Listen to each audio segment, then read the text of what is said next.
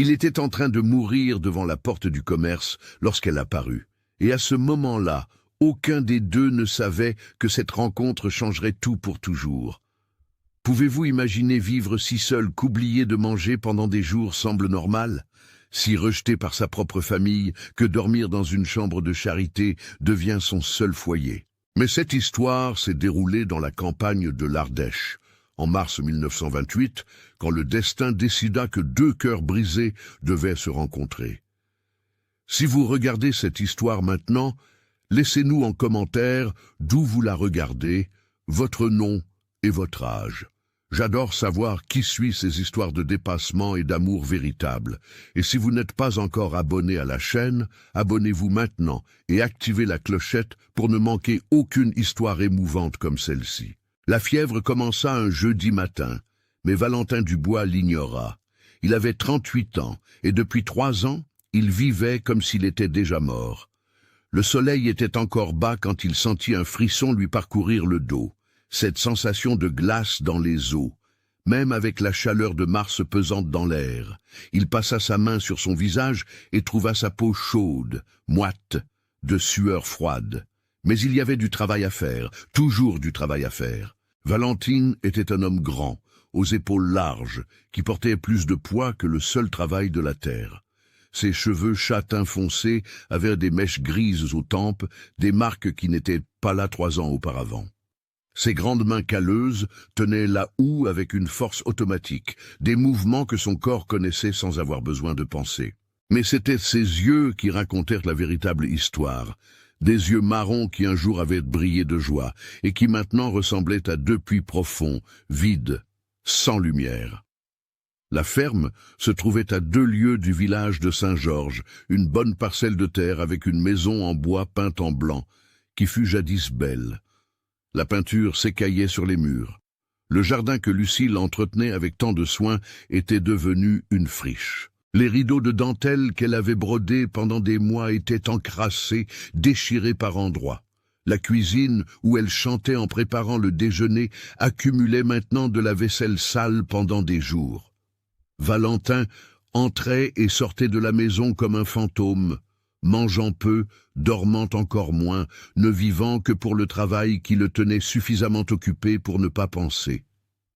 Mais penser était inévitable, surtout à l'aube, quand le silence de la maison criait son absence. Lucille avait 23 ans quand elle mourut, des cheveux noirs qui tombaient en vagues dans son dos, un rire facile qui emplissait la maison de joie, des mains petites mais fortes qui travaillaient à ses côtés du lever au coucher du soleil. Il s'était marié quand elle avait 19 ans, il en avait 35. La différence d'âge n'avait jamais importé, ils se comprenaient sans avoir besoin de beaucoup de mots. Elle complétait ses phrases. Il savait quand elle était triste, juste à la façon dont elle remuait son café. Leur mariage était le genre d'union que les gens du village commentaient avec une envie déguisée en admiration. Ils la regardaient comme si elle était la chose la plus précieuse du monde. Elle lui souriait d'une manière qui montrait clairement qu'elle était certaine d'avoir choisi le bonhomme. Pendant les premières années, la maison respirait le bonheur. Valentin se réveillait avant le soleil, juste pour la voir dormir quelques minutes de plus. Lucille préparait ses plats préférés, même lorsqu'elle était fatiguée. Quand ils découvrirent qu'elle attendait un enfant, la joie fut si grande que Valentin rénova toute la maison, peignit les murs, répara le toit, construisit un berceau en bois noble de ses propres mains. Lucille cousait de petits vêtements l'après-midi, fredonnant doucement. Ils passaient les nuits à faire des projets, à choisir des prénoms, à imaginer l'avenir. Mais l'avenir qu'ils avaient rêvé n'arriva jamais. C'était un matin d'avril, il y a 3 ans. La sage-femme fut appelée en urgence quand les douleurs commencèrent. Valentin resta devant la maison, arpentant de long en large, le cœur battant à tout rompre, chaque fois qu'il entendait un gémissement de douleur venant de l'intérieur. Les heures passèrent lentement, torturantes. Madame Claire, la voisine la plus proche, vint aider. Le soleil était haut quand tout devint silencieux, trop silencieux. La sage-femme sortit le visage pâle. Elle n'eut pas besoin de dire quoi que ce soit. Valentin sut avant qu'elle n'ouvre la bouche. Il entra dans la chambre et trouva Lucille allongée sur le lit, pâle comme la lune, ses cheveux noirs éparpillés sur l'oreiller. Il semblait qu'elle dormait, mais ce n'était pas le cas. Elle avait perdu beaucoup de sang. La sage-femme avait tout tenté, mais ce ne fut pas suffisant. Valentin tint sa main encore chaude et quelque chose en lui mourut avec elle. Il ne pleura pas à l'enterrement, ne pleura pas les jours suivants, il arrêta simplement de vivre vraiment. Il continua à se réveiller, à travailler, à manger le minimum nécessaire pour ne pas s'évanouir. Mais c'était un homme vide, une coquille sans âme. Les voisins essayèrent d'aider au début. Madame Claire apportait de la nourriture. Le père Antoine venait discuter. Quelques hommes du village offraient leur compagnie. Valentin les remerciait avec une politesse froide et fermait la porte. Il arrêta d'aller au village pour les fêtes, il arrêta d'aller à la messe le dimanche, il arrêta de converser au-delà du strict nécessaire. Quand il devait aller à l'épicerie acheter des provisions, il le faisait rapidement, sans regarder personne dans les yeux, sans s'arrêter pour les conversations qu'il aimait auparavant. Les gens cessèrent d'essayer. Il est difficile d'aider quelqu'un qui ne veut pas l'être. Valentin devint le veuf solitaire, cet homme dont tous avaient pitié, mais que personne ne savait comment atteindre. Certaines veuves de la région essayèrent de s'approcher avec le temps, apportant des gâteaux, offrant leur aide pour la maison. Il les remerciait et les congédiait. Il ne voulait pas de compagnie. Il ne voulait personne. Il voulait Lucille. Et comme il ne pouvait pas la voir, il préférait le vide. La fièvre qui commença ce jeudi s'aggrava pendant la journée. Valentin l'ignora, têtu, travaillant sous le soleil ardent de mars. Il sarcla le champ de maïs, répara la clôture arrière, nourrit les poules. Quand le soleil commença à descendre, il chancela. Sa vue s'obscurcit un instant, il s'agrippa au poteau de la clôture, respira profondément, espéra que cela passerait, mais cela ne passa pas. Le vendredi matin, il parvint à peine à sortir du lit. Son corps lui faisait mal partout, comme s'il avait été battu. Sa tête battait, sa bouche était sèche, sa langue semblable à du papier de verre. Malgré tout, il se traîna jusqu'à la cuisine, but de l'eau directement de la tasse, mangea un morceau de pain rassis. Il essaya de travailler mais abandonna au bout d'une heure. Il rentra chez lui, s'allongea dans le hamac du porche et dormit d'un sommeil agité, rempli de rêves confus. Le samedi, il savait qu'il devait aller au village chercher des médicaments. La fièvre était élevée, il transpirait et tremblait en même temps, son corps brûlant de l'intérieur. Il prépara son cheval avec difficulté, monta, se tenant fermement à la selle pour ne pas tomber. Le trajet de 2 lieues, qui prenait normalement 40 minutes, lui parut durer une éternité. Il tenait les rênes avec force, la vue brouillée, le monde tournant autour de lui. Saint-Georges était un petit village avec une rue principale en terre battue, bordée de maisons en bois et de quelques-unes en briques. L'église se trouvait au centre, imposante avec ses murs blancs et sa tour surmontée d'une cloche en bronze.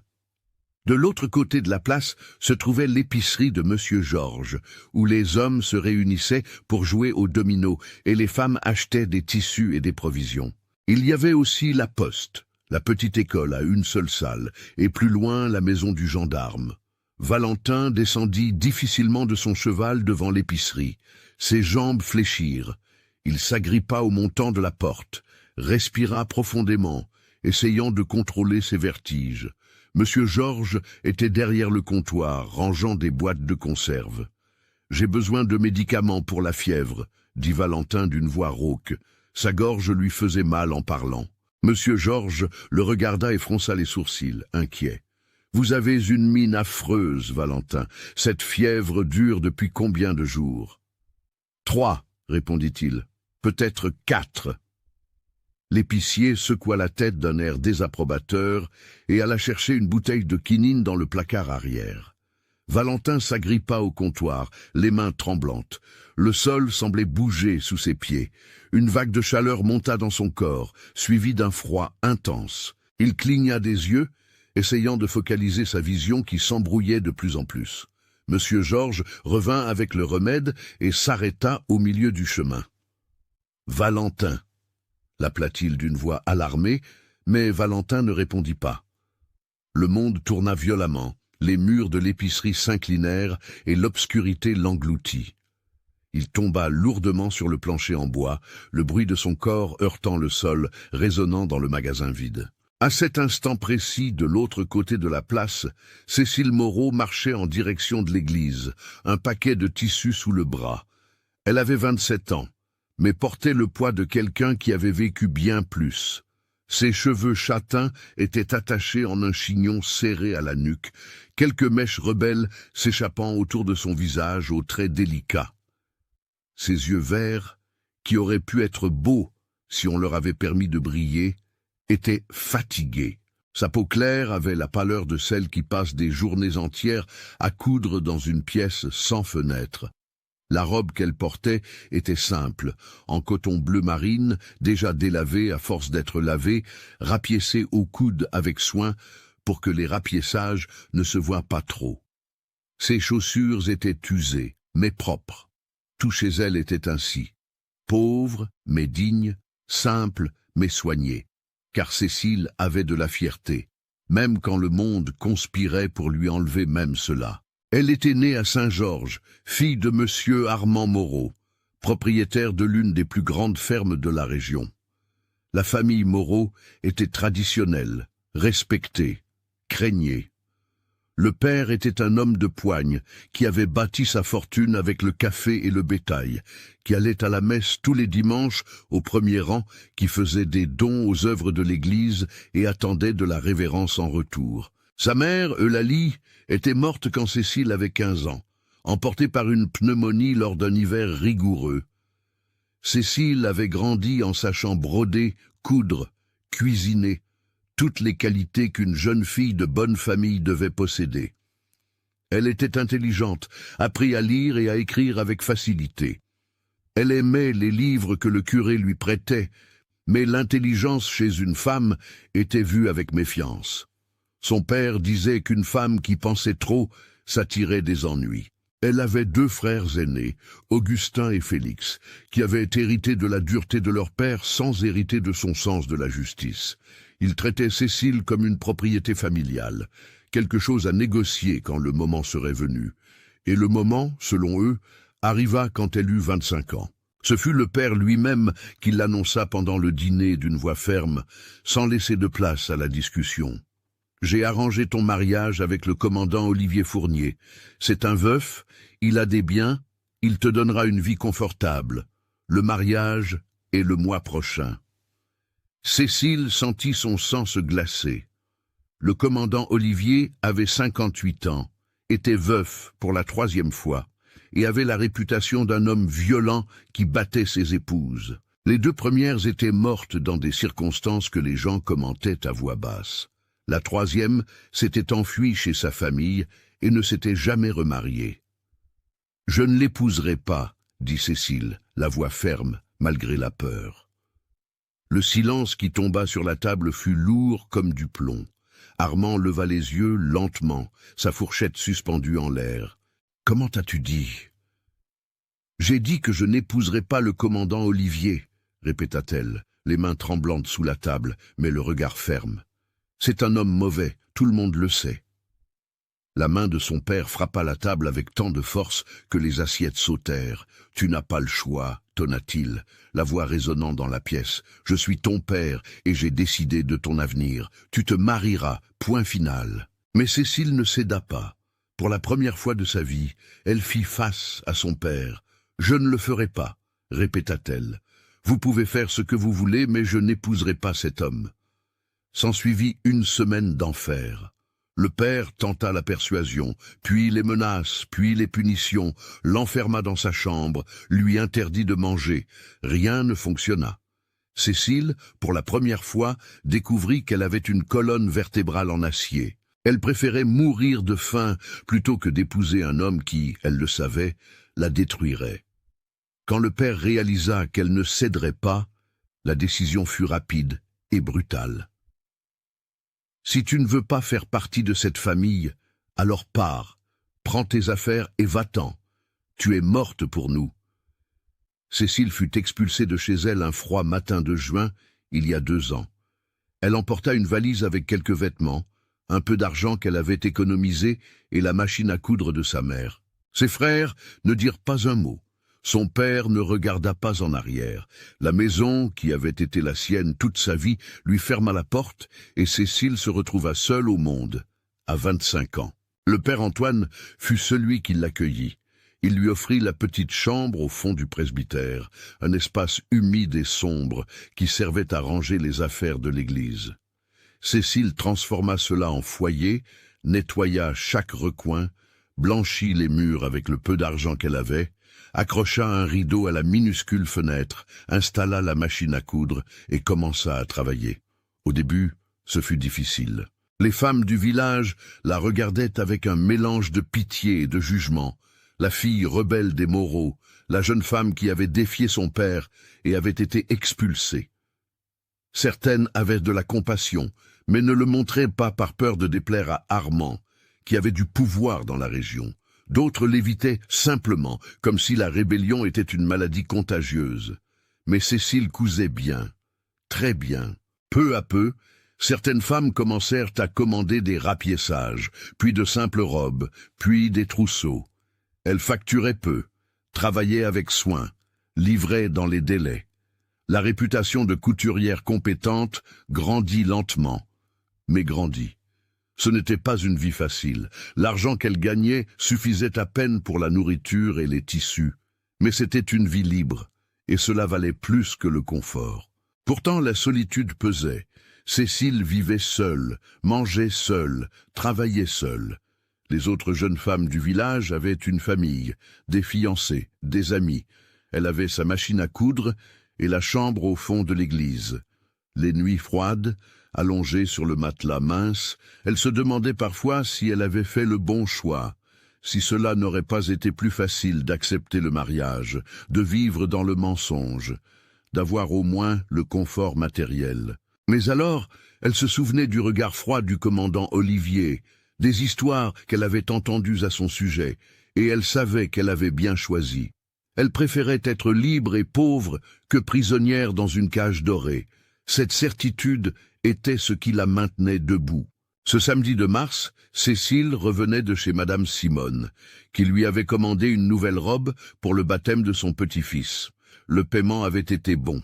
1000 francs, assez d'argent pour acheter du tissu neuf et avoir de la nourriture pour toute la semaine. Elle traversait la place en pensant à s'arrêter à l'épicerie pour acheter du fil quand elle entendit le cri.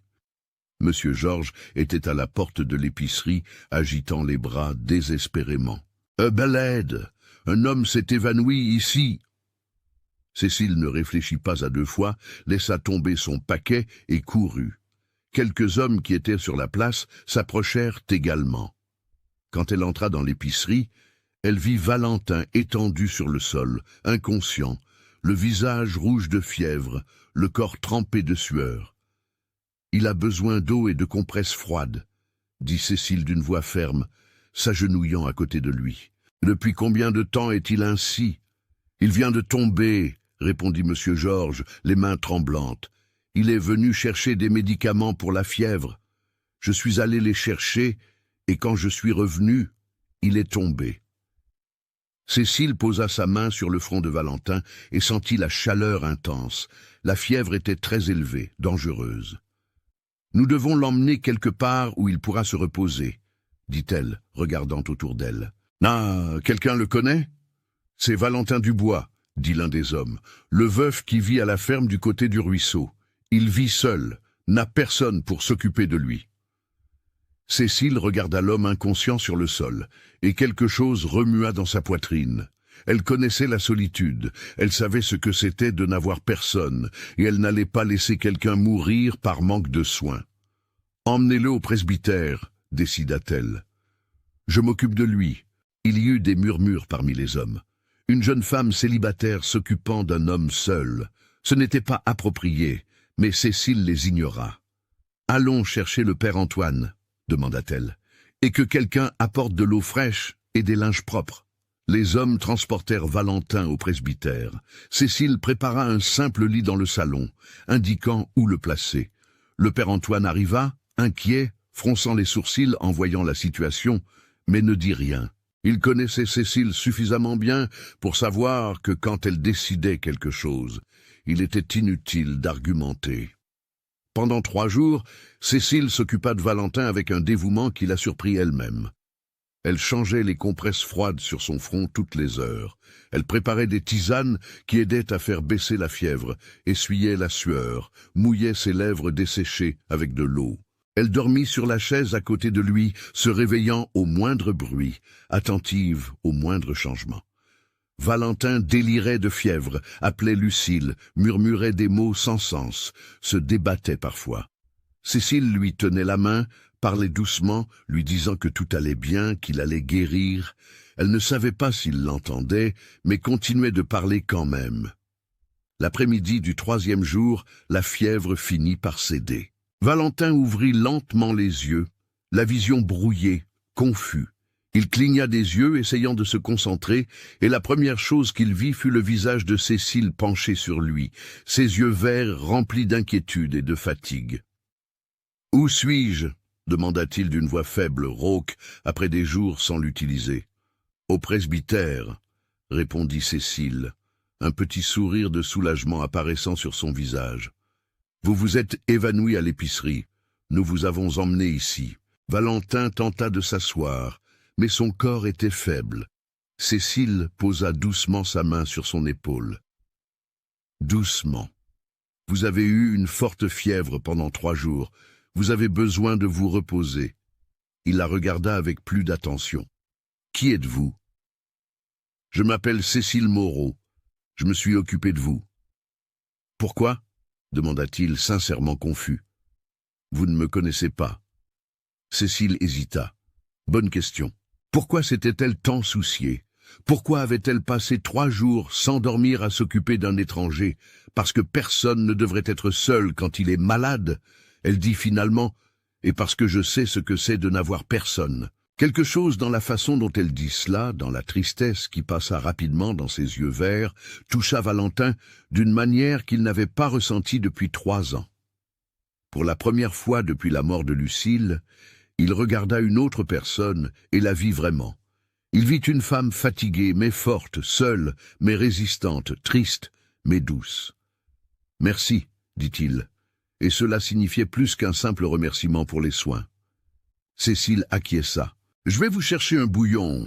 Vous avez besoin de manger. » Elle sortit de la pièce et Valentin resta allongé, regardant le plafond. Son corps était faible, mais son esprit était clair pour la première fois depuis des jours. Il pensa à la femme aux yeux verts qui s'était occupée de lui. Il pensa à sa manière douce mais ferme. Il pensa à la façon dont, 3 ans auparavant, il aurait ignoré tout cela. Mais maintenant, à ce moment fragile de quasi-mort et de récupération, quelque chose avait fissuré le mur qu'il avait construit autour de son cœur. Les 2 jours suivants, pendant que Valentin reprenait des forces, ils conversèrent. Au début, juste de petits échanges, des informations de base. Il raconta qu'il était veuf, qu'il vivait seul à la ferme. Elle raconta qu'elle cousait, qu'elle vivait dans la chambre de l'église. Aucun des deux n'entra dans les détails douloureux. Pas encore, mais il y avait quelque chose dans sa présence qui calmait Valentin. Cécile n'avait pas pitié de lui, ne posait pas de questions gênantes. Elle était simplement là, le soignant, conversant quand il voulait converser, restant dans un silence confortable quand il préférait le silence. Et il y avait quelque chose dans sa présence qui réconfortait Cécile. Valentin ne la jugeait pas. Il ne demanda pas pourquoi elle vivait à l'église, pourquoi elle était seule. Il acceptait simplement, la remerciait des soins avec une sincérité qui ne semblait pas forcée. Le matin où Valentin dit qu'il était assez bien pour rentrer chez lui, ils étaient tous les deux dans le petit jardin derrière l'église. Le soleil de mars était doux, agréable. Cécile avait apporté du thé et du pain avec de la confiture. « Votre maison à la ferme » commença Valentin, hésitant. « Ça doit être difficile de s'en occuper seul. » Cécile le regarda, curieuse. « Oui, » admit-il. « Je n'ai pas le talent pour ces choses. La maison est à l'abandon. Je ne fais que travailler et dormir. » Elle acquiesça, comprenant. Elle voyait qu'il était un homme brisé par la perte, vivant en pilote automatique. Elle connaissait le genre de vide qu'il portait, peut-être pas le même type que le sien, mais un vide quand même. Je pensais, continua Valentin, les mots sortant lentement, comme s'il testait chacun d'eux. Ah, si vous ne voudriez pas travailler à la ferme comme gouvernante, prendre soin de la maison, préparer les repas, je paierais et vous auriez votre propre chambre, de la nourriture, un meilleur confort que... Il gesticula vaguement vers la petite chambre sombre où elle vivait. Cécile resta silencieuse un long moment. La proposition était tentante, vivre à la ferme avec de l'espace, de l'air frais, un travail digne, mais elle savait aussi ce que cela signifierait, une jeune femme célibataire vivant avec un homme veuf. Les langues du village allaient se délier. Ils parlaient déjà d'elle, imaginée avec cette raison supplémentaire. Mais alors elle regarda la chambre sombre au fond de l'église, où la machine à coudre tenait à peine.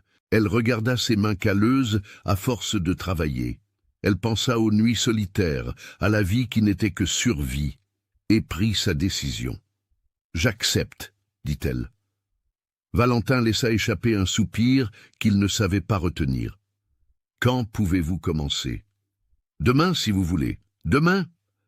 Alors, ils se regardèrent un long moment, et quelque chose passa entre eux. Ce n'était pas encore de l'amour. Non, c'était de la reconnaissance. Deux naufragés qui avaient trouvé une planche de salut l'un dans l'autre. Deux solitaires qui n'avaient peut-être pas besoin d'être si seuls. Le lendemain, Cécile rangea ses quelques affaires dans une valise. Elle remercia le père Antoine, qui la regarda avec inquiétude, mais dit seulement qu'elle serait toujours la bienvenue si elle avait besoin de revenir. Elle monta dans la charrette de Valentin avec sa machine à coudre, et ils s'engagèrent sur le chemin de terre en direction de la ferme. La maison qu'elle trouva était pire qu'elle ne l'imaginait. Belle de l'extérieur, mais complètement à l'abandon à l'intérieur, vaisselle sale empilée dans l'évier, vêtements éparpillés, poussière épaisse sur chaque surface, toiles d'araignée dans les coins, le jardin de devant complètement envahi par la végétation. C'était la maison de quelqu'un qui avait renoncé à vivre. Cécile ne dit rien, se retroussa simplement les manches de sa robe et commença à travailler. Valentin lui montra la chambre qui serait la sienne, une pièce simple mais spacieuse, avec un lit en fer et une armoire en bois. Il y avait une grande fenêtre qui donnait sur le verger arrière. La lumière naturelle y entrait généreusement. C'était un palais, comparé à la chambre de l'église. « Je vous laisse vous installer, » dit Valentin à la porte. « Si vous avez besoin de quoi que ce soit, je serai au champ. » Il sortit, et Cécile resta seule dans la chambre. Elle posa la valise sur le lit, se dirigea vers la fenêtre, regarda le verger, des poiriers chargés de fruits, des cerisiers, un parterre de fleurs qui fut jadis beau et pouvait le redevenir. Elle respira profondément l'air frais qui sentait la terre mouillée et la végétation. Pour la première fois depuis 2 ans, elle sentit quelque chose dont elle avait oublié le nom. Il lui fallut un instant pour reconnaître l'espoir. Petit, fragile, mais là. Dans les jours qui suivirent, Cécile transforma la maison. Elle nettoya chaque recoin, lava les rideaux, organisa la cuisine, coupa les herbes du jardin, cuisina des repas que Valentin mangeait en silence, mais elle remarqua qu'il mangeait tout, contrairement à avant où il touchait à peine la nourriture. Elle laissait des fleurs fraîches sur la table de la cuisine. Elle ouvrait les fenêtres pour laisser entrer le soleil. La maison commença à respirer de nouveau et Valentin commença à percevoir des changements en lui-même. Il attendait avec impatience l'heure du déjeuner, non pas pour la nourriture, mais pour la compagnie. Cécile racontait de petites histoires pendant qu'il mangeait. Rien de profond, juste de petites observations sur la journée, sur les oiseaux qu'elle avait vus, sur la recette qu'elle avait apprise de sa mère. Valentin écoutait et parfois même souriait. De petits sourires, mais c'étaient des sourires. Un après-midi, il réparait la clôture quand la pluie arriva soudainement, une de ces averses estivales. Valentin courut à la maison trempé, et Cécile l'attendait déjà avec une serviette et du thé chaud. Elle avait préparé des biscuits. Ils s'assirent dans la cuisine, écoutant la pluie battre sur le toit de zinc, buvant du thé, mangeant des biscuits encore tièdes. Vous êtes doué pour ça, dit Valentin soudain. Doué pour quoi? Demanda Cécile. À faire d'une maison un foyer. Elle le regarda, surprise. C'était le commentaire le plus personnel qu'il lui ait fait depuis son arrivée. Merci, répondit-elle doucement. Cela faisait longtemps que je n'avais pas ressenti ça.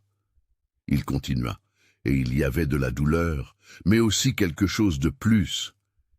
Qu'il y ait quelqu'un ici, que je ne sois pas seul. Cécile sentit son cœur se serrer. Je sais ce que c'est, dit-elle doucement. La solitude. Il y a des nuits où elle pèse si fort qu'on arrive à peine à respirer. Valentin la regarda dans les yeux, vraiment, et y vit la même douleur qu'il portait. Des raisons différentes, le même résultat. 2 personnes seules au monde. « Pourquoi vivez-vous seul ?» demanda-t-il. « Vous êtes jeune, jolie, vous travaillez bien, vous devriez avoir une famille, un mari. » Cécile hésita. Personne ne lui avait posé cette question directement. « J'ai une famille, dit-elle finalement, mais ils ne veulent plus de moi. » Et lentement, sous la pluie qui tombait dehors et le thé qui refroidissait dans les tasses, elle raconta. Elle raconta le mariage arrangé, le refus, l'expulsion. Valentin écoutait en silence, la mâchoire se crispant quand elle décrivait le commandant Olivier, les yeux s'assombrissant de colère quand elle raconta comment son père l'avait chassée de chez elle. « Vous avez fait le bon choix, » dit-il quand elle eut fini. « C'était courageux, la plupart auraient cédé. » « Je ne sais pas si c'était du courage ou de l'entêtement, » dit Cécile avec un petit rire sans joie. « Y a-t-il une différence ?» demanda Valentin. Et il y avait un petit sourire sur ses lèvres. C'était la première fois qu'elle le voyait sourire vraiment. Cela changeait tout son visage, faisait briller un peu ses yeux, le faisait paraître plus jeune, moins brisé. « Et vous ?» Cécile osa demander. « Comment avez-vous perdu votre femme ?» Le sourire disparut, mais il ne détourna pas le regard. « Des complications à l'accouchement, » dit-il simplement. « Il y a 3 ans. Elle s'appelait Lucille. » « Je suis désolé, » dit Cécile, et c'était sincère. « Moi aussi. » Valentin regarda la fenêtre où la pluie ruisselait. « J'ai arrêté de vivre quand elle est morte. J'existais seulement, mais je ne vivais pas. »« Et maintenant ?» demanda-t-elle doucement. Il la regarda. « Maintenant, je ne sais pas, mais il est moins difficile de se réveiller le matin. » Ils restèrent en silence, mais c'était un silence confortable. 2 cœurs blessés partageant leur douleur sans jugement, sans attente, juste de la compréhension. La pluie passa, le soleil revint, illuminant la cuisine propre qui sentait les biscuits fraîchement cuits. Valentin retourna travailler au champ. Cécile retourna à ses tâches ménagères, mais quelque chose avait changé entre eux. Une porte s'était ouverte, juste une fente, mais assez pour laisser passer la lumière. Les jours passèrent et devinrent des semaines. La routine s'installa. Valentin se réveillait tôt. Cécile était déjà à la cuisine, préparant le café. Ils prenaient le café ensemble, parfois conversant, parfois en silence. Il allait au champ, elle s'occupait de la maison, ils déjeunaient ensemble. L'après-midi, ils travaillaient, elle cousait sur la véranda, ils dînaient ensemble. Le soir, ils lisaient un vieux journal, elle brodait, parfois ils conversaient. C'était de petits moments. Il lui apprenait à reconnaître quand le maïs était prêt à être récolté. Elle lui montrait comment faire le pain qu'il aimait tant. Il lui apportait des fleurs des champs pour qu'elle les mette sur la table. Elle rapiéçait sa chemise préférée avec soin. Un jour, Valentin lui apprenait à planter des tomates dans le potager. Il se tenait derrière elle, lui montrant comment faire le trou à la bonne profondeur. Ses mains guidèrent les siennes dans la terre. Ce fut un moment bref, simple, mais tous deux le sentirent. La petite électricité du contact, la chaleur qui n'était pas seulement celle du soleil, le cœur s'accélérant sans raison apparente. Ils s'éloignèrent rapidement gênés, mais la graine avait été plantée et ce n'était pas seulement celle des tomates. Une autre nuit, Cécile n'arrivait pas à dormir. Elle descendit à la cuisine chercher de l'eau et trouva Valentin assis dans l'obscurité du porche, regardant le ciel étoilé. « Puis-je vous tenir compagnie ?» demanda-t-elle doucement. « S'il vous plaît. » répondit-il. Elle s'assit sur la chaise à côté de lui. Ils restèrent silencieux un moment, regardant juste les étoiles. Finalement, Valentin parla. « J'avais l'habitude de m'asseoir ici avec Lucille. Nous passions des heures à parler de tout et de rien. Quand elle est morte, j'ai arrêté de venir sur le porche. C'était trop douloureux. »« Et maintenant ?» demanda Cécile doucement. « Maintenant, ça fait encore mal. Mais c'est une douleur différente. Ce n'est pas une douleur qui tue. C'est une douleur qui rappelle que j'ai vécu quelque chose de beau. » Elle devait être très spéciale. Elle l'était. Valentin regarda Cécile. « Et j'aimerais toujours son souvenir, mais je ne peux pas vivre seulement de souvenirs pour toujours. Non, vous ne pouvez pas. » Cécile acquiesça. « Les vivants doivent vivre. Les vivants doivent vivre, » répéta-t-il comme s'il testait l'idée.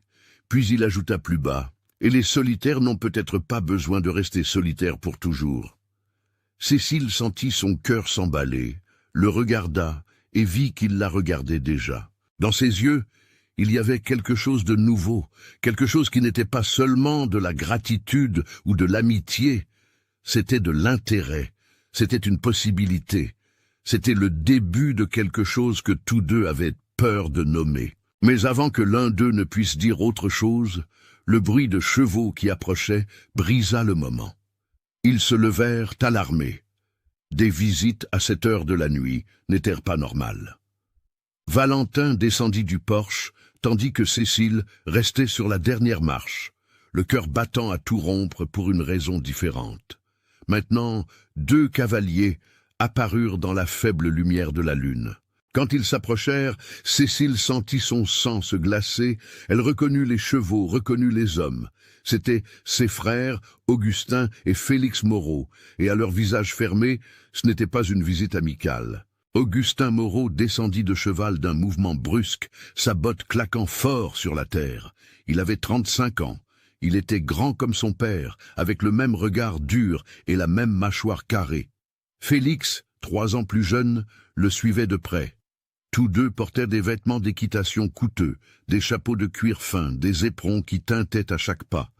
C'étaient des hommes habitués à être obéis. « Cécile » dit Augustin sans salutation, sans gentillesse. Sa voix était un ordre, pas un appel. « Je suis venu te chercher. » Valentin se plaça instinctivement entre les frères et Cécile. « Bonsoir, » dit-il d'une voix calme, mais ferme. « Je suis Valentin Dubois, propriétaire de cette ferme. En quoi puis-je vous aider ?» Augustin le mesura d'un regard de mépris. « Ce n'est pas votre affaire, c'est une question de famille. Ma sœur rentre chez nous maintenant. » Cécile descendit les marches du porche, la peur initiale cédant la place à la colère. « Je ne vais nulle part avec vous, » dit-elle, la voix tremblante mais déterminée. « J'ai cessé d'être votre famille, il y a 2 ans, vous vous souvenez, quand vous m'avez jeté à la rue comme un chien. »« Tu as déshonoré notre nom, » cracha Félix. « Mais papa est prêt à pardonner si tu reviens maintenant. »« Pardonner ?» Cécile rit sans humour. « Pardonner quoi ? De ne pas avoir accepté d'épouser un homme qui bat les femmes, d'avoir choisi ma propre vie ?» Augustin fit un pas en avant, menaçant. « Tu ne choisis rien. Tu es une Moreau, tu as des obligations, et maintenant tu es ici, faisant une honte encore pire, vivant avec un homme qui n'est même pas ton parent sans être marié. Tout le village en parle. » C'est alors que Valentin comprit. Ce n'étaient pas seulement des frères inquiets, c'étaient des hommes préoccupés par leur réputation, par ce que les gens diraient. « Madame Cécile travaille ici comme gouvernante, » dit-il d'une voix froide. « Elle gagne un salaire honnête pour un travail honnête, elle a sa propre chambre et est traitée avec respect. Il n'y a rien de mal à cela. »« Gouvernante ?» Augustin cracha pratiquement le mot. Tout le monde sait ce que fait une femme célibataire vivant avec un homme seul. Vous êtes en train de ruiner ce qui reste de sa réputation, et la nôtre avec. Valentin sentit la colère monter pour la première fois depuis des années. Une vraie colère, le genre qui fait bouillir le sang. « Faites attention à ce que vous dites sur ma propriété, » avertit-il. « Madame Cécile est une femme honorable. Ceux qui la ruinent, ce sont vous qui l'avez expulsée quand elle en avait le plus besoin. Félix posa sa main sur sa hanche où il portait un revolver, un geste subtil mais clair de menace. Nous ne voulons pas de problème, dit-il. Nous voulons juste ramener notre sœur là où elle appartient. Je n'appartiens à aucun endroit où vous êtes, dit Cécile. Et il y avait de la force en elle maintenant, une force qui venait de mois de survie, de travail acharné, de dignité maintenue contre vent et marée. Vous m'avez abandonné. Maintenant, vous ne pouvez pas simplement décider que vous voulez me récupérer parce que je vous cause de l'embarras. Ce n'est pas toi qui décides, dit Augustin, faisant un pas de plus. Papa nous a envoyés te chercher et nous ne repartons pas sans toi.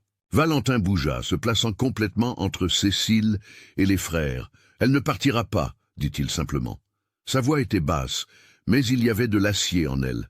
L'acier d'un homme qui avait peu à perdre et qui ne permettrait pas une injustice devant lui. Les deux frères échangèrent des regards.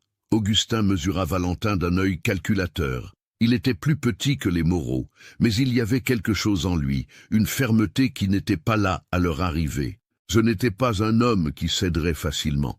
Vous ne savez pas à qui vous vous attaquez, avertit Augustin. Notre père est un homme puissant dans la région. Il peut vous rendre la vie très difficile. Qu'il le fasse alors, répondit Valentin sans hésiter. Je n'ai pas peur d'un homme qui expulse sa propre fille. Il y eut un silence tendu. Cécile voyait la main de Félix encore près du revolver. Son cœur battait si fort qu'il semblait qu'il allait sortir de sa poitrine. Valentin se mettait en danger pour elle. Il défiait l'une des familles les plus puissantes de la région pour elle. « Ça ne va pas en rester là, » dit Augustin, reculant finalement d'un pas. « Vous regretterez de vous être mêlé de ce qui ne vous regarde pas. »« J'ai déjà regretté beaucoup de choses dans ma vie, » dit Valentin. « Défendre une femme honnête n'en fera pas partie. » Les frères montèrent à cheval avec une colère contenue. Augustin regarda Cécile une dernière fois. « Quand papa saura ça, il y aura des conséquences pour vous et pour votre patron. » Ils partirent au galop, la poussière s'élevant derrière eux sur le chemin. Valentin et Cécile restèrent immobiles dans le silence qui suivit, le cœur de tous deux battant encore. Finalement, elle laissa échapper l'air qu'elle retenait. « Vous n'auriez pas dû faire ça, » dit-elle doucement. « Maintenant, ils vont vous rendre la vie infernale. »« Qu'ils essaient, » répondit Valentin, mais quand il la regarda, son expression s'adoucit. « Vous allez bien ?»« Oui. » Elle mentit. Ses mains tremblaient. Valentin le vit et, sans réfléchir, prit ses mains dans les siennes. Elles étaient grandes et calleuses, chaudes et fermes. Il tint ses mains avec une douceur qui contrastait avec la force qu'il avait démontrée quelques minutes auparavant. « Personne ne vous enlèvera d'ici contre votre volonté, » dit-il, la regardant dans les yeux verts. « Tant que vous voudrez rester, vous resterez, peu importe qui vient. » Cécile sentit les larmes lui brûler les yeux. Il y a 2 ans, personne ne la défendait. Personne ne se tenait à ses côtés. Et maintenant, cet homme qu'elle connaissait depuis quelques semaines était prêt à affronter une famille puissante pour elle. « Pourquoi ?» demanda-t-elle, la voix se brisant. « Pourquoi faites-vous ça pour moi ?» Valentin hésita, ses mains tenaient toujours les siennes. « Parce que vous m'avez rappelé ce que c'est de ressentir quelque chose au-delà du vide, » dit-il finalement. « Parce que vous avez ramené la vie dans cette maison, en moi, et parce que... » Il s'arrêta cherchant ses mots. « Parce que quand je vous regarde pour la première fois depuis 3 ans, je sens que l'avenir n'est peut-être pas seulement un désert vide devant moi. » Le crépuscule tomba, leurs mains entrelacées, leurs yeux fixés l'un sur l'autre. Le petit espace qui les séparait semblait vibrer d'un non-dit, mais fortement ressenti. Cécile fit un pas en avant. Valentin ne recula pas. Ils étaient si près maintenant qu'elle pouvait voir les petites rides autour de ses yeux, la mèche grise qui traversait sa tempe, la façon dont sa respiration s'était accélérée. « Valentin » murmura-t-elle. Ce n'était pas une question, ce n'était pas une affirmation, c'était juste son nom, mais chargé de tout ce qu'elle ne savait pas dire. Il leva la main lentement, hésitant, et toucha son visage. Le toucher était léger, comme une aile de papillon, comme s'il avait peur qu'elle disparaisse. Les doigts calleux tracèrent la ligne de sa mâchoire, et Cécile ferma les yeux, sentant la chaleur de ce simple contact se répandre dans tout son corps. Mais alors, Valentin recula, laissant tomber sa main. « Mais il est encore tôt, » dit-il doucement. « Pour moi, pour vous, pour ça. » Cécile ouvrit les yeux et vit la lutte sur son visage. Le désir contre la culpabilité, la volonté d'aller de l'avant contre la peur de trahir la mémoire. Elle comprit et ressentit la même chose, même avec le cœur serré de déception et de soulagement mêlés. « Vous avez raison, » acquiesça-t-elle. « Il est tôt. » « Mais un jour peut-être que non, » dit-il, et il y avait une promesse dans ces mots. « Un jour, peut-être que non, » répéta-t-elle. Ils rentrèrent dans la maison, chacun dans sa chambre, mais aucun des deux ne dormit vraiment cette nuit-là. Cécile, allongée, regardant le plafond, la main sur son visage où il l'avait touché. Valentin, assis au bord du lit, la tête dans les mains, se demandant s'il était prêt à ressentir de nouveau, s'il avait le droit de ressentir de nouveau. Les jours qui suivirent furent étranges. Il y avait une nouvelle tension entre eux, mais ce n'était pas une mauvaise tension, c'était une conscience. Conscience de chaque contact accidentel, de chaque regard qui durait une demi-seconde de plus, de chaque sourire partagé. Ils dansaient autour de ce qui grandissait entre eux sans encore oser le nommer. Si vous avez aimé cette histoire jusqu'à présent, n'oubliez pas de laisser un j'aime et de la partager avec quelqu'un qui aime aussi les histoires émouvantes d'amour véritable. Une semaine après la visite des frères, Valentin alla au village chercher des provisions. Il revint le visage fermé, les épaules tendues. Cécile remarqua immédiatement que quelque chose s'était passé. « Qu'y a-t-il » demanda-t-elle en l'aidant à décharger les sacs. « Votre père, » dit Valentin, « il raconte des histoires sur nous dans le village, disant que nous vivons dans le péché, que vous êtes... » Il hésita, ne voulant pas répéter les mots cruels. « Que je me vends » compléta Cécile d'une voix amère. Ce n'était pas une surprise. Elle savait que son père n'allait pas laisser cela passer. Valentin sentit sa mâchoire se serrer de colère. « Il dit aussi que je suis un profiteur, que j'ai profité de votre désespoir pour vous avoir. » Il ne finit pas.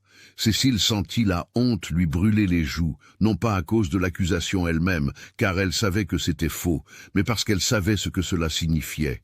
Les gens allaient croire. Ils croyaient toujours les puissants, et M. Armand Moreau était très puissant.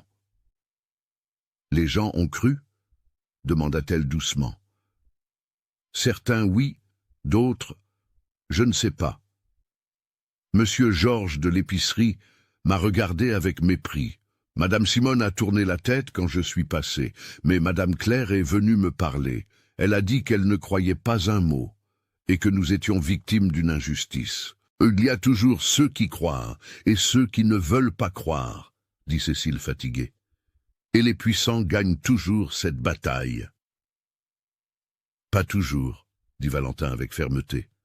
Non, si on ne les laisse pas faire. Comment ne pas les laisser faire ? Demanda Cécile.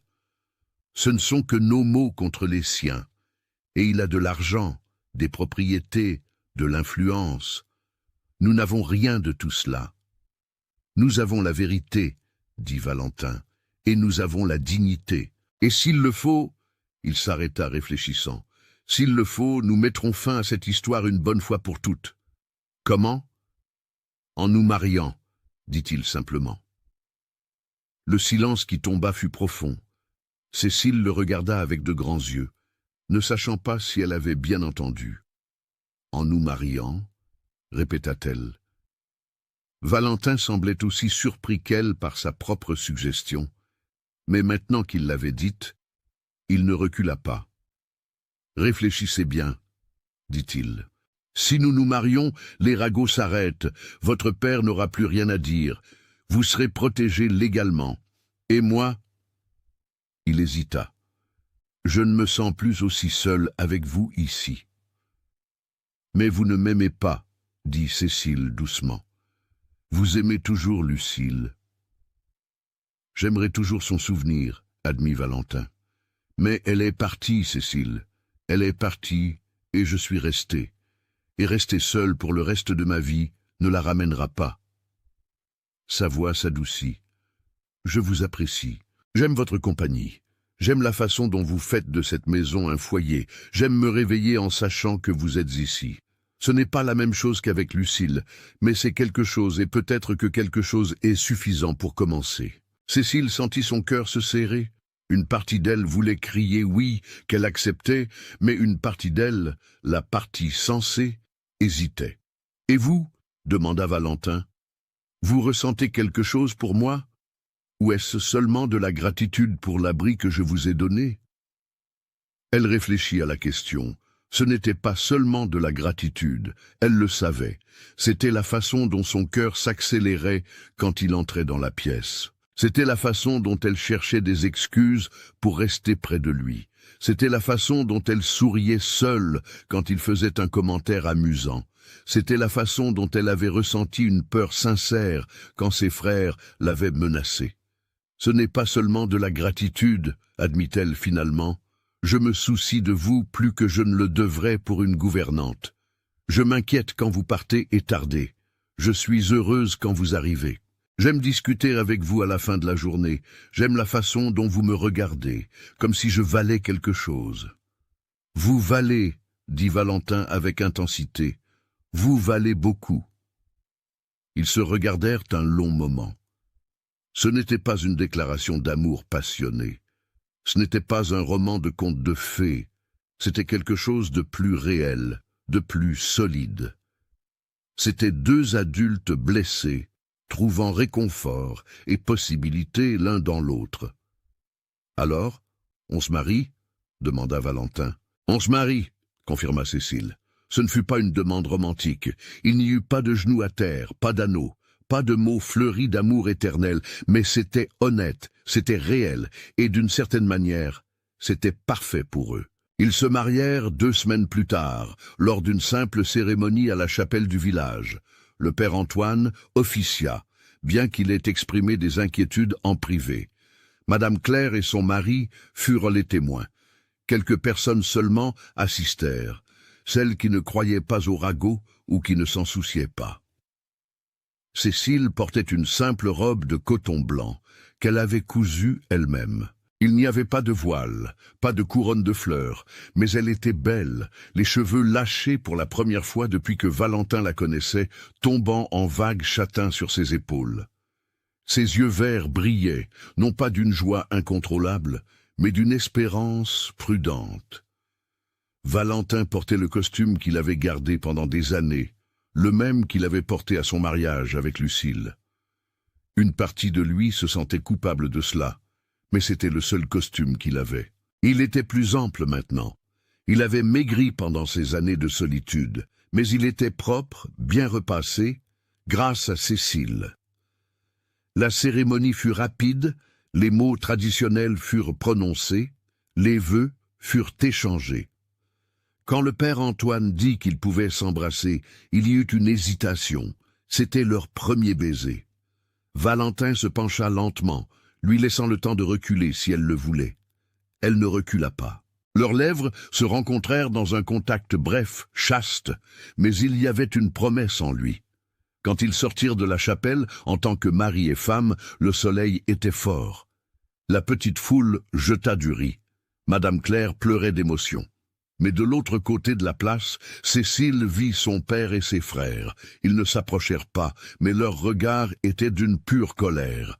Le père cracha par terre, montrant son mépris avant de tourner le dos et de partir. Cécile sentit la douleur familière du rejet, mais alors elle sentit la main de Valentin serrer la sienne, ferme et chaude. Elle le regarda et vit un soutien silencieux. « Vous avez une famille maintenant », dit-il doucement. « Moi. » La fête fut petite chez Madame Claire. De la nourriture simple mais abondante, des rires sincères, une joie modeste. Valentin but un verre de vin, chose qu'il n'avait pas faite depuis des années. Cécile mangea à sa faim pour la première fois depuis longtemps. Ils dansèrent une valse maladroite dans la pièce exiguë, riant de leurs propres faux pas. Quand ils rentrèrent à la ferme, il faisait déjà nuit.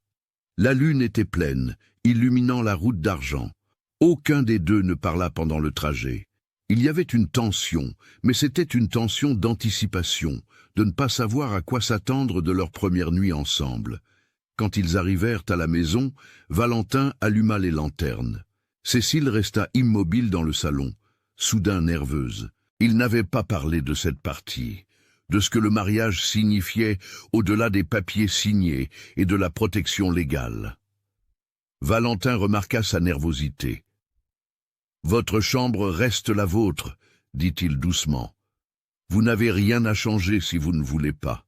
Ce mariage peut être ce que nous voulons qu'il soit. » Cécile le regarda.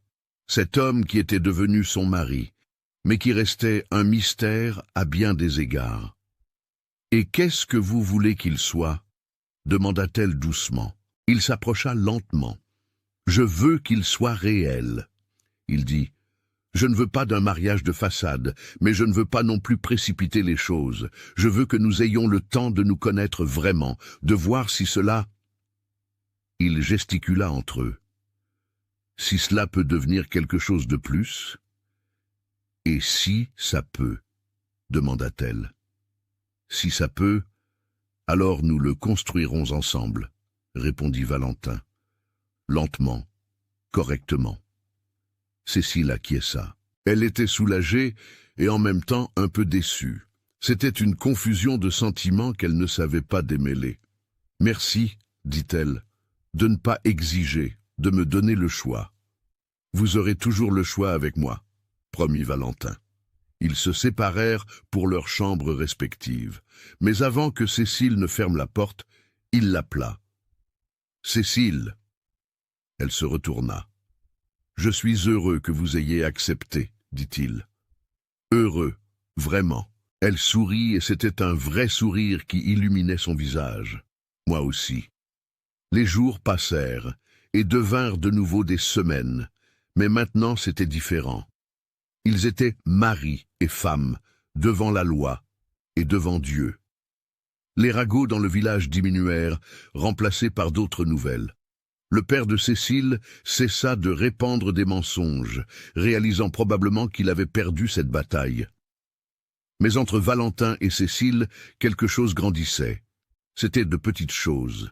Il commença à embrasser son front le matin avant de partir pour les champs. Elle commença à laisser sa main plus longtemps que nécessaire sur son épaule lorsqu'elle servait le dîner. Ils restaient à discuter plus tard, assis sur le porche sous les étoiles, partageant des histoires d'enfance, d'anciens rêves, des peurs secrètes. Une nuit, 2 semaines après le mariage, il y eut une violente tempête. Des éclairs zébraient le ciel, des coups de tonnerre secouaient la maison. Cécile lisait dans sa chambre quand elle entendit un léger coup à la porte. « Entrez » dit-elle. Valentin ouvrit la porte, hésitant. « Excusez-moi de vous déranger, je voulais juste voir si vous alliez bien. » « Vous avez peur des orages ?»« Un peu, » admit-elle. « Quand j'étais petite, ma mère restait avec moi pendant les orages. Depuis qu'elle est morte, je suis seule avec la peur. » Il hésita à la porte. « Voulez-vous de la compagnie ?»« Oui, » dit-elle sans hésiter. Valentin entra et s'assit sur la chaise près du lit. Ils conversèrent pendant que la tempête faisait rage dehors. Il raconta les orages qu'il voyait enfant, comment son père disait que ce n'étaient que des nuages qui se chamaillaient. Elle raconta comment sa mère chantait pour la calmer, elle et ses frères. À un moment de la nuit, Cécile s'endormit. Valentin allait partir, mais il la regarda dormir et quelque chose remua dans sa poitrine.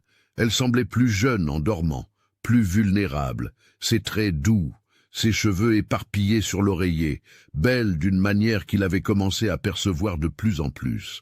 Il la couvrit avec la couverture, avec soin pour ne pas la réveiller. Il resta là à l'observer un instant et réalisa avec surprise et une touche de peur qu'il commençait à ressentir quelque chose de plus profond que l'amitié ou la commodité. Il commençait à vraiment s'attacher, peut-être même plus que cela. Il retourna dans sa chambre, mais eut du mal à s'endormir. Il pensa à Lucille, à ce que cela ferait de ressentir quelque chose pour une autre personne après si longtemps, si c'était une trahison, ou si c'était juste continuer à vivre. Il décida que Lucille, qui était bonne et généreuse, n'aurait pas voulu qu'il vive seul pour toujours. Elle aurait voulu qu'il soit heureux. Et peut-être, juste peut-être, le bonheur était-il possible avec la femme aux yeux verts qui dormait dans la chambre d'à côté. Le lendemain matin, il se réveilla avec une odeur de café et de pain frais. Il descendit et trouva Cécile dans la cuisine, les cheveux encore ébouriffés par le sommeil, les pieds nus, fredonnant doucement. La scène était si domestique, si accueillante, qu'il s'arrêta à la porte, juste à observer. Elle remarqua sa présence et se tourna en souriant. « Bonjour, dit-elle. J'ai fait du pain frais, il est encore chaud. »« Bonjour, répondit-il, et il y avait une tendresse dans sa voix qui n'était pas là auparavant. Ils prirent le café ensemble, comme toujours, mais il y avait quelque chose de différent dans l'air, une nouvelle douceur, une intimité qui allait au-delà du quotidien partagé. Plus tard, ce jour-là, Valentin réparait le toit de la grange quand il vit la charrette arriver. Il descendit de l'échelle, préparé à un problème, mais se détendit en voyant que c'était seulement Madame Claire avec un panier couvert. Cécile sortit pour accueillir la voisine. Les deux femmes conversèrent joyeusement tandis que Valentin observait de loin. C'était bon de voir Cécile rire, ayant une amie, étant traitée avec le respect qu'elle méritait. Madame Claire avait apporté des douceurs et des recettes, et resta pour le thé de l'après-midi. Quand la voisine partit, Cécile retourna à la cuisine, radieuse. « Elle m'a invitée au groupe de couture de l'église », raconta-t-elle avec enthousiasme. « Les femmes se réunissent tous les mercredis pour coudre et discuter. Je peux y aller ?»« Bien sûr que vous pouvez, » dit Valentin. « Pourquoi ne pourriez-vous pas ?»« Je ne sais pas, » dit-elle. « Je pensais que vous ne voudriez peut-être pas que je sorte. »« Cécile, » dit-il, « vous n'êtes pas une prisonnière, vous êtes mon épouse, pas ma propriété. Vous pouvez aller où vous voulez, faire ce que vous voulez. Je vous demande seulement d'être heureuse. » Elle le regarda avec une gratitude qui était presque une douleur. Personne ne lui avait jamais dit quelque chose comme ça. « Merci, » murmura-t-elle. Il s'approcha, et pour la première fois depuis leur mariage, la serra dans ses bras. Ce n'était pas une étreinte passionnelle, c'était une étreinte de réconfort, de tendresse. Elle posa sa tête sur sa poitrine, écoutant son cœur battre fermement. Ses bras autour d'elle étaient forts, mais doux. Quand ils se séparèrent, leurs yeux se rencontrèrent. Il y avait quelque chose là, quelque chose qui grandissait, prenant forme. Valentin leva la main et écarta une mèche de cheveux de son visage. Le contact s'attarda sur sa joue. « Cécile, » commença-t-il. Sa voix était rauque. « Mais il fut interrompu par un bruit fort venant de la route. Des chevaux s'approchant à toute vitesse. Beaucoup de chevaux. Ils se séparèrent rapidement et sortirent voir ce que c'était. Ce qu'ils virent leur glaça le sang. Un groupe de 10 hommes à cheval, mené par monsieur Armand Moreau et ses fils, tous armés, tous avec des expressions sombres. « Valentin Dubois !» cria Armand d'une voix tonitruante. « Je veux vous parler maintenant. » Valentin plaça Cécile derrière lui instinctivement. « Vous pouvez parler d'où vous êtes, » répondit-il. Armand descendit de cheval lentement, un homme grand et imposant qui inspirait respect et peur. « J'ai appris que vous avez épousé ma fille, » dit-il. « Nous nous sommes mariés, oui, légalement, devant Dieu et des témoins. »« Sans ma permission, » accusa le fermier. « Elle a 27 ans, elle n'a pas besoin de permission, » répliqua Valentin. Armand serra les poings, mais contrôla sa colère. « Je suis venu faire une proposition, » dit-il. « Nous annulons ce mariage, vous recevez une bonne compensation financière et ne vous approchez plus jamais de ma fille. »« Non, » dit Valentin simplement. « Non » répéta le fermier, incrédule. « Savez-vous combien d'argent j'offre ?»« Je m'en fiche, » dit Valentin. « Ma femme n'est pas à vendre, et même si elle l'était, c'est elle qui décide, pas moi. » Armand regarda Cécile derrière Valentin. « Vous, jeune femme, vous avez encore une chance de réparer votre erreur. Rentrez à la maison. Nous annulons ce mariage ridicule et vous épousez quelqu'un de vrai. » Cécile fit un pas en avant, se plaçant aux côtés de Valentin. Non, pas derrière. Je suis déjà mariée à quelqu'un de vrai, dit-elle d'une voix ferme. Un homme qui me respecte, qui me donne des choix, qui ne me vend pas au plus offrant, chose que vous n'avez jamais été.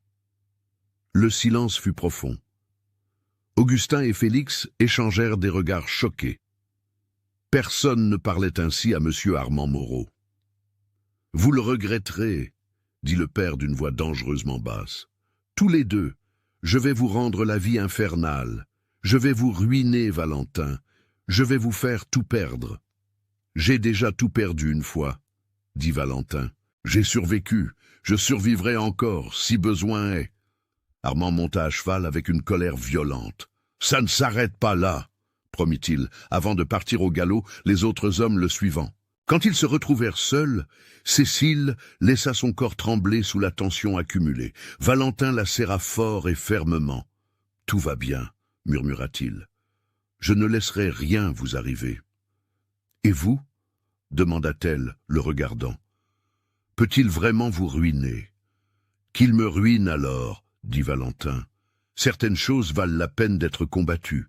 Vous en êtes une. » Et à ce moment-là, avec le soleil couchant derrière eux et le danger planant dans l'air, ils surent que ce qui grandissait entre eux était réel.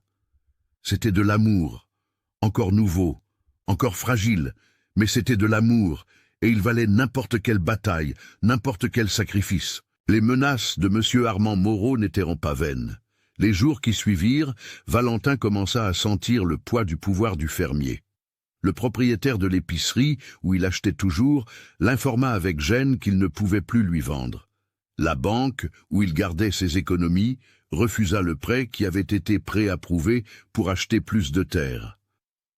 Les hommes qui l'embauchaient pour l'aider à la récolte se désistaient au dernier moment, clairement sous pression. Tout le village savait ce qui se passait. Armand utilisait son influence pour isoler Valentin, pour lui rendre la vie impossible, pour le forcer à regretter le mariage. C'était une guerre silencieuse, mais efficace. Valentin ne se plaignait pas. Il se réveillait avant le soleil, travaillait 2 fois plus pour compenser le manque d'aide. Il allait chercher des provisions dans un village voisin quand Saint-Georges lui fermait les portes. Mais Cécile voyait la fatigue s'accumuler sur son visage, les rides se creuser, les épaules se courber sous un poids invisible. Une nuit, elle le trouva assis dans la cuisine sombre, la tête dans les mains. Le compte de l'entrepôt était ouvert sur la table, des chiffres rouges criant le déficit. Elle alluma lentement la lanterne. « C'est grave ?» demanda-t-elle doucement. Il leva la tête. Ses yeux étaient fatigués, mais non vaincus. « Ça a été mieux, » admit-il, « mais nous allons nous en sortir. » Cécile s'assit à côté de lui et prit sa main dans la sienne. « C'est de ma faute, » dit-elle. Sa voix était chargée de culpabilité. « Si vous ne m'aviez pas épousé, rien de tout cela n'arriverait. »« Non, non, » dit Valentin fermement, se tournant pour la regarder dans les yeux. « Rien de tout cela n'est de votre faute. C'est la faute d'un homme cruel qui n'accepte pas que sa fille ait sa propre volonté. Vous n'avez pas choisi d'avoir ce père. Vous avez seulement choisi de vivre avec dignité. »« Mais vous en payez le prix ?» insista-t-elle. « Vous perdez tout à cause de moi. » Il lui serra la main. « Cécile, regardez-moi. » Elle obéit. « Avant que vous n'arriviez, j'avais une ferme, de l'argent, la paix. Mais savez-vous ce que je n'avais pas ? Une raison de me réveiller le matin, l'envie de vivre, l'espoir que demain serait meilleur qu'aujourd'hui. Vous m'avez donné tout cela, alors ne venez pas me dire que je perds. Je gagne ce qui compte vraiment. » Les larmes qu'elle retenait finirent par tomber. Valentin les essuya avec son pouce, délicatement. « Ne pleurez pas, » demanda-t-il. « Nous sommes plus forts ensemble qu'ils ne l'imaginent. » « Comment pouvez-vous en être si sûr ? » « Parce que j'ai déjà vécu sans rien à l'intérieur, » dit-il. « J'ai été un homme vide traversant la vie. Et je préfère 1000 fois être pauvre, mais vous avoir à mes côtés, que tout avoir, mais être de nouveau seul. Cécile se jeta dans ses bras, l'embrassant fort. Valentin la serra, enfouissant son visage dans ses cheveux, qui sentaient le savon et le romarin. Ils restèrent ainsi longtemps, se tenant l'un l'autre contre les tempêtes de la vie. Quand ils se séparèrent enfin, il y avait une nouvelle détermination dans leurs yeux. « Nous allons lui montrer qu'il ne peut pas nous briser, » dit Cécile. « Nous allons le faire, » acquiesça Valentin. Cécile commença à vendre ses travaux de couture avec plus d'ardeur. Elle allait de maison en maison dans les fermes voisines, offrant ses services. Elle brodait tard dans la nuit, les doigts douloureux, mais fermes. L'argent qu'elle gagnait aidait. Ce n'était pas beaucoup, mais c'était quelque chose. Valentin agrandit le potager, commença à élever plus de poules, vendait des œufs et des légumes dans le village voisin. Ils économisaient chaque centime, travaillaient côte à côte, se soutenaient mutuellement, et dans ce processus, l'amour entre eux grandissait. Ce n'était plus seulement du confort ou de la commodité, c'était un véritable partenariat, une admiration mutuelle, c'était se regarder l'un l'autre et sentir le cœur se réchauffer. C'était de petits contacts qui devenaient plus fréquents, plus intimes. C'était des rires partagés, même les jours difficiles. C'était construire quelque chose ensemble contre toute attente. Un après-midi, 2 mois après la menace d'Armand, Valentin était dans le verger, cueillant des poires, quand il vit Cécile s'approcher de lui. Elle portait une simple robe de coton bleu clair, les cheveux attachés, mais quelques mèches s'échappaient autour de son visage, rougi par le soleil. Elle souriait, et c'était un sourire qui illuminait tout autour d'elle.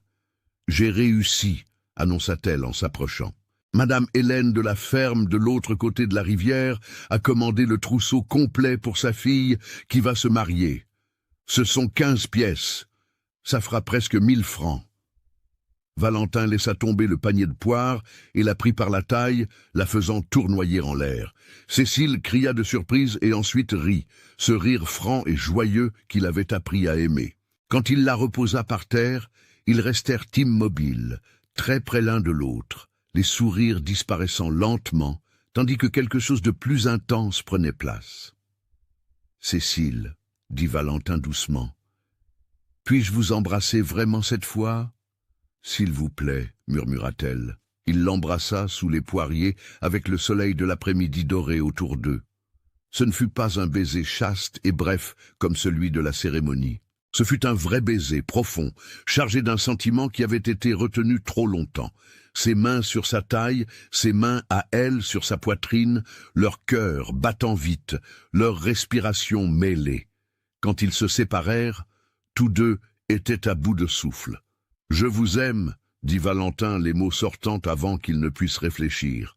« Pas de la même manière que ma chère Lucille. C'est différent, mais c'est réel et c'est fort.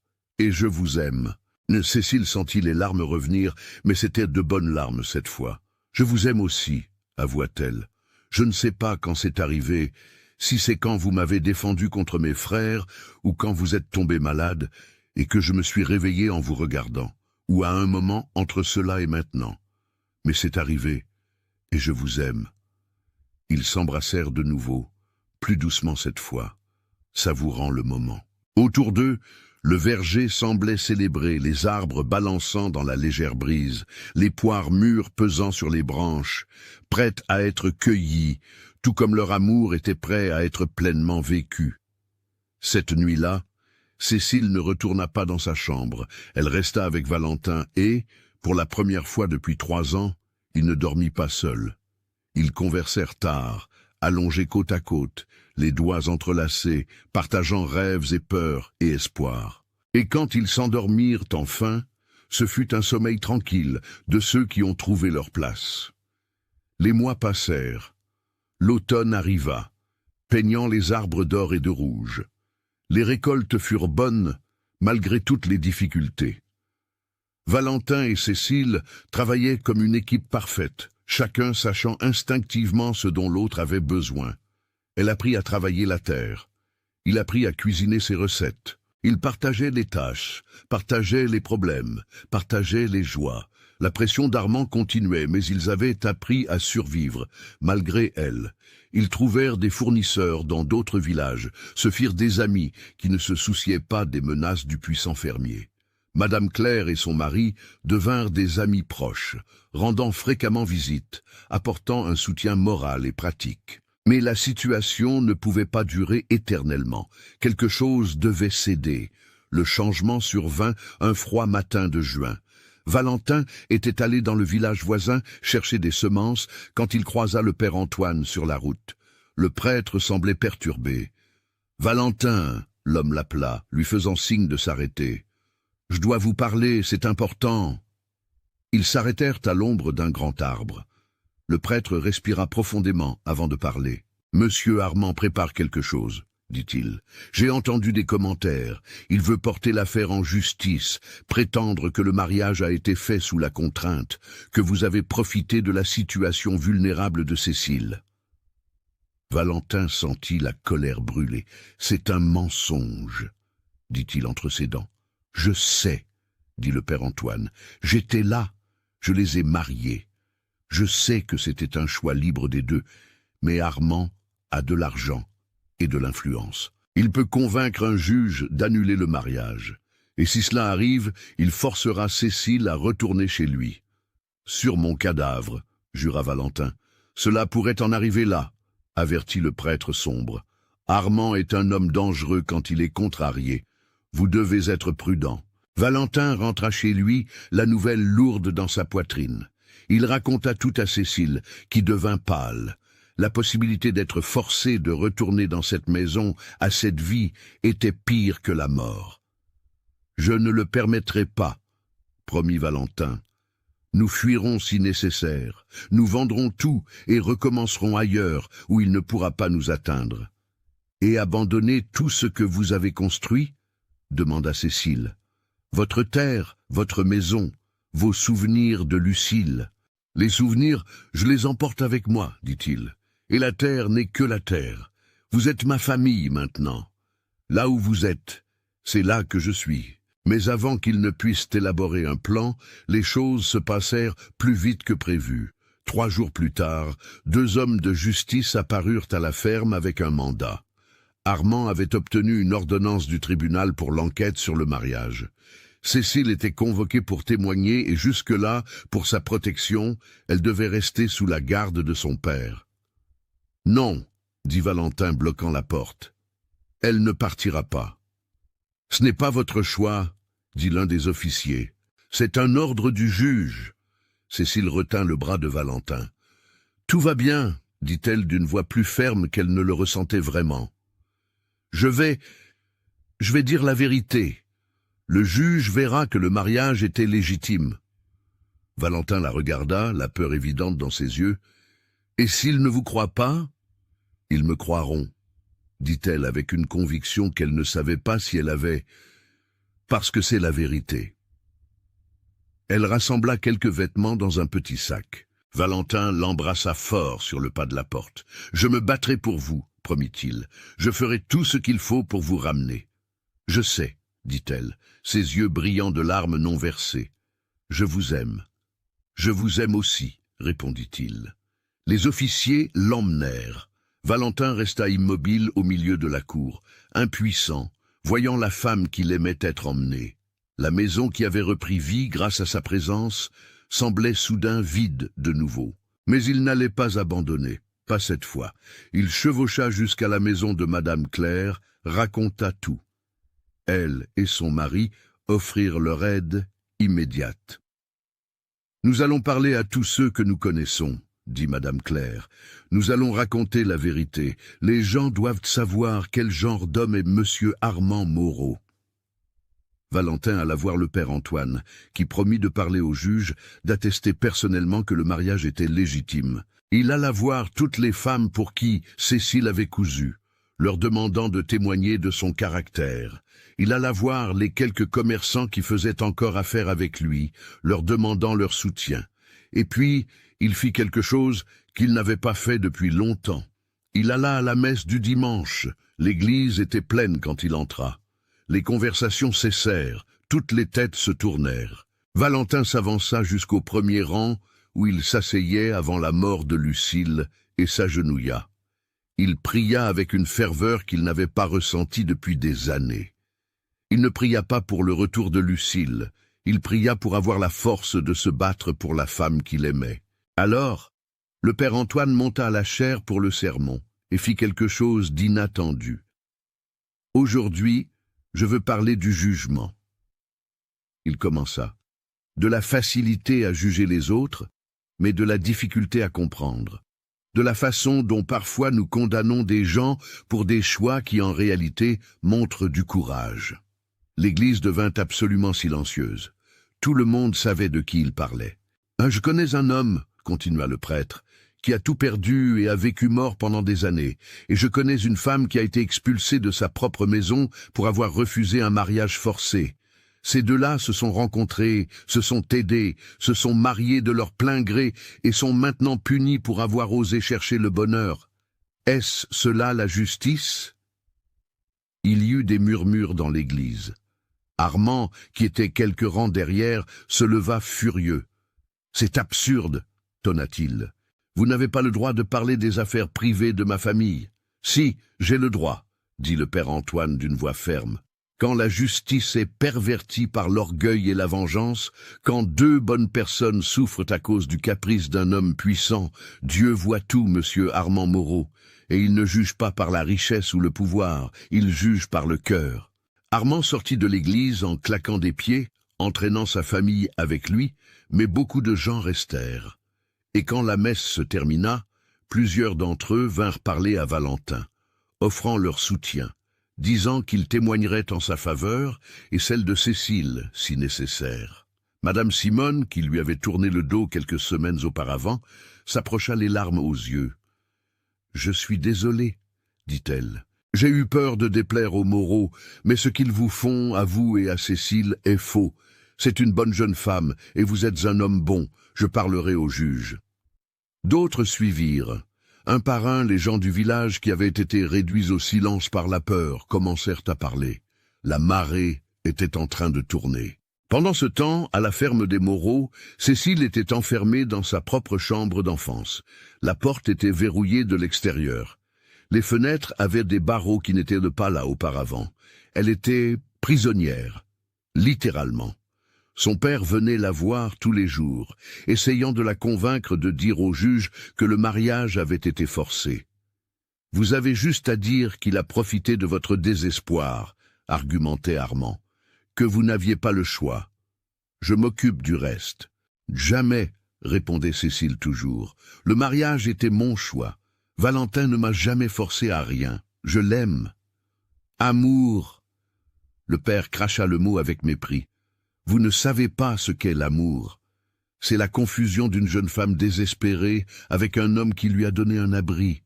Je sais exactement ce qu'est l'amour, » répliquait Cécile. « C'est se réveiller heureuse parce que je sais que je vais le voir. C'est travailler côte à côte et être fière de ce que nous avons construit ensemble.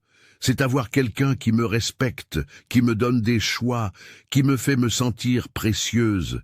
Cela, monsieur, vous ne me l'avez jamais donné. » Les conversations se terminaient toujours avec le père, sortant furieux, claquant la porte. Mais Cécile ne cédait pas.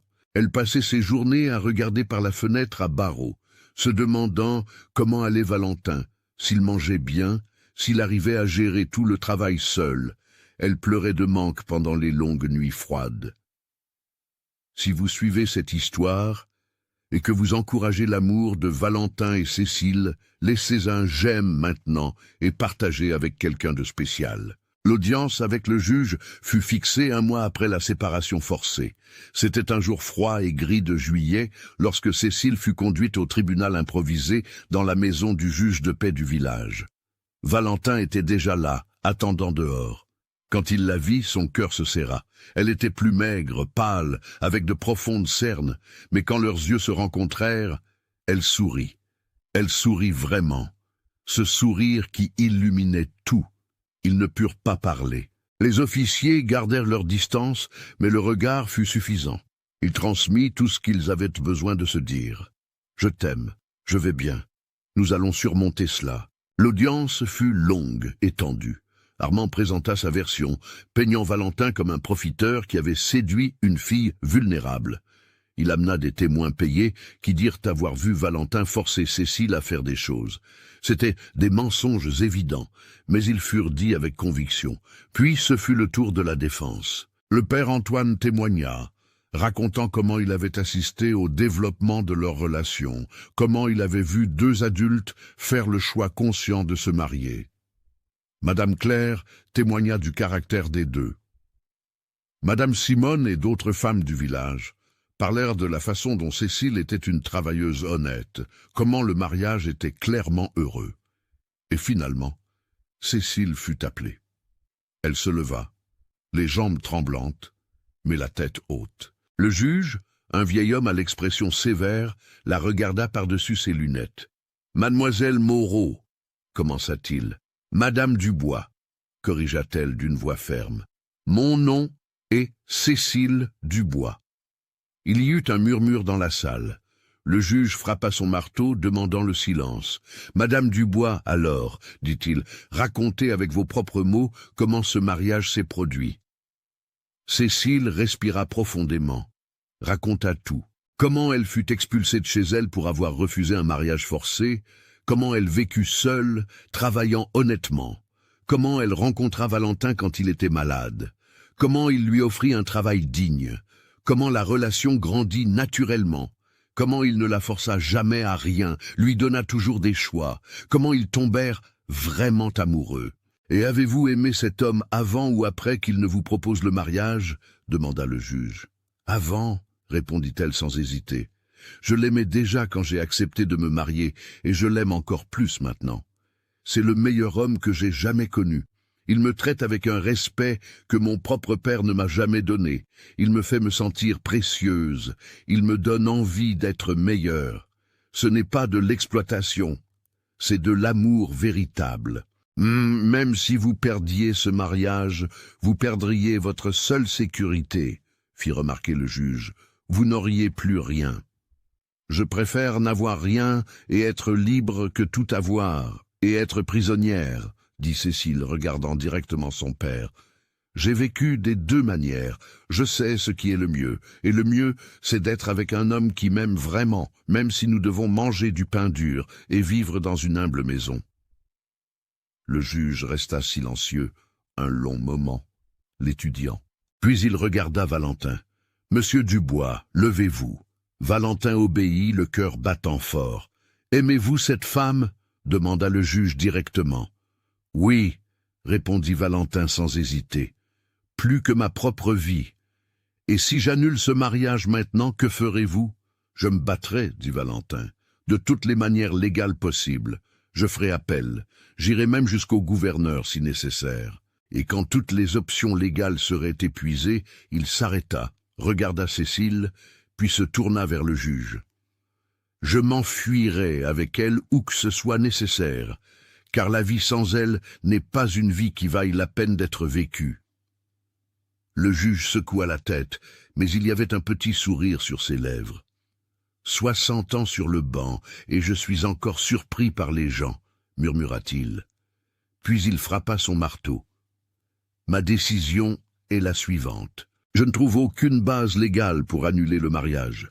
La femme est adulte, elle était en pleine capacité mentale, elle a fait un choix conscient, le mariage est valide et restera valide. Madame Dubois est libre de retourner chez elle avec son mari. » La salle explosa de réactions. Armand cria des protestations. Les partisans de Valentin et Cécile applaudirent, mais Valentin et Cécile n'entendirent rien de tout cela. Ils coururent l'un vers l'autre, s'étreignirent au milieu du tribunal, elle pleurant sur son épaule, il la tenant comme s'il n'allait jamais la lâcher. « C'est fini, » murmura-t-il, « c'est fini, vous rentrez à la maison. »« Je rentre à la maison, » répéta-t-elle entre les larmes, « dans notre foyer. » Armand tenta de s'approcher, mais le juge frappa de nouveau son marteau. « Monsieur Moreau, je considérerai toute autre interférence comme un outrage. Je vous suggère fortement d'accepter la décision et de laisser votre fille en paix. » Le fermier regarda Cécile une dernière fois. Il y avait de la colère là, mais aussi quelque chose de plus. peut-être de la reconnaissance, peut-être même un respect réticent. Elle l'avait affronté, elle avait choisi son propre chemin, et elle avait gagné. Il tourna le dos et partit, ses fils le suivant. Valentin et Cécile retournèrent à la ferme sous le soleil qui avait finalement percé les nuages. La maison les attendait, et elle n'avait jamais semblé aussi belle. Ils passèrent cette nuit-là simplement ensemble, profitant de leurs retrouvailles, conversant, riant, pleurant des larmes de soulagement, faisant des plans pour l'avenir qui étaient maintenant assurés. Les mois qui suivirent furent ceux de la reconstruction. Avec la victoire légale, les pressions cessèrent. Les fournisseurs recommencèrent à faire affaire. Les commandes de couture augmentèrent. La ferme prospéra sous leur travail commun. Ils ne devinrent pas riches, mais ils avaient assez et ils avaient l'un l'autre, ce qui était tout ce qui comptait. Madame Claire devint l'amie inséparable de Cécile. Les femmes du village l'acceptèrent de nouveau, impressionnées par son courage. Certaines vinrent même s'excuser d'avoir tourné le dos auparavant. Cécile pardonna, car garder rancune était un poids qu'elle ne voulait pas porter. La relation avec sa famille resta rompue. Son père ne lui parla plus jamais. Ses frères l'ignoraient lorsqu'ils se croisaient au village. Cela faisait mal, mais c'était une douleur supportable, car elle avait construit une nouvelle famille, une famille choisie. Valentin, Madame Claire et son mari, les amis de la couture, le père Antoine, étaient une vraie famille, unie par l'amour et le choix, pas seulement par le sang. 2 ans après le mariage, un matin de printemps, Cécile découvrit qu'elle attendait un enfant. La joie fut immense, mais elle fut aussi accompagnée de peur de ce qui était arrivé à Lucille. Valentin ressentit la même peur, mais ne la laissa pas transparaître beaucoup. Il engagea la meilleure sage-femme de la région. Il s'occupa de Cécile avec une attention redoublée. Il priait toutes les nuits pour que tout se passe bien, et cela se passa bien. Un après-midi chaud de novembre, après un long travail mais sans complications, naquit une petite fille, rosée, parfaite. Elle cria fort, annonçant son arrivée au monde, et ce cri fut la plus belle musique que Valentin ait jamais entendue. Il tint sa fille pour la première fois avec des mains tremblantes, des larmes coulant sur son visage. « C'est un don », murmura-t-il. « Une deuxième chance que je ne pensais pas mériter. » « Vous méritez tout le bonheur du monde, » dit Cécile depuis le lit, épuisée, mais radieuse. « Elle aussi le méritera. Nous lui donnerons tout ce que nous n'avons pas eu, la liberté de choisir, le respect, l'amour inconditionnel. » Ils baptisèrent la petite fille Hélène en hommage à la mère de Cécile, qui était morte jeune. La petite grandit entourée d'amour, dans une maison qui respirait le bonheur.